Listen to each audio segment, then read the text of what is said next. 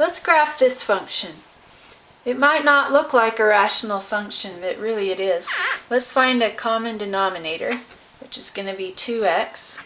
So we'll multiply by x over x and by 2 over 2 to get x squared minus 4 over 2x. There's our rational function. So let's factor it. Our x-intercepts are 2, 0, and negative 2, 0. A y-intercept, when we plug in x equals 0, we're going to be dividing by 0, so there is none. Vertical asymptotes, that would be our x equals 0. Now horizontal asymptotes, let's take the ratio of our leading terms. So we're going to have an x squared over 2x, which equals x over 2. So that doesn't go to a single number. So there is no horizontal asymptote. However, our degree of our numerator is exactly 1 more than the degree of the denominator. So we're going to have a slant asymptote. Now to find a slant asymptote, you divide using long division and throw away the remainder, and that gives you your slant asymptote. However, this has already been done for us. It was done at the beginning. We had x over 2 minus 2 over x. This is our slant asymptote. This is the remainder. We throw away that term. So the slant asymptote is y equals x over 2. Now over here this matches. It won't always match. So do long division to find your slant asymptotes rather than just taking the leading terms. Okay, let's draw a rough draft.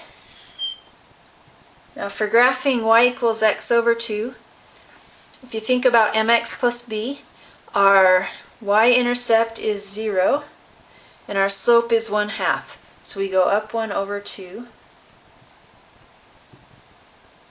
Now we pick a starting point and use logic to reason where the graph has to go. Now I have a choice. Now I know the graphs can end up going along this slant asymptote. So the question is, am I going to go up or down along this vertical asymptote? Now if I go up, first I have to come down, touch that 2, and then go back up. However, the 2 comes from a factor with odd multiplicity, so I would have to cross. So I'm going to come down, cross, and go down. The vertical asymptote comes from the factor x, which has odd multiplicity, so I'm switching directions. Now I have to go down to my intercept, and then I write along the slant asymptote. And there's our graph. Let's plot some additional points.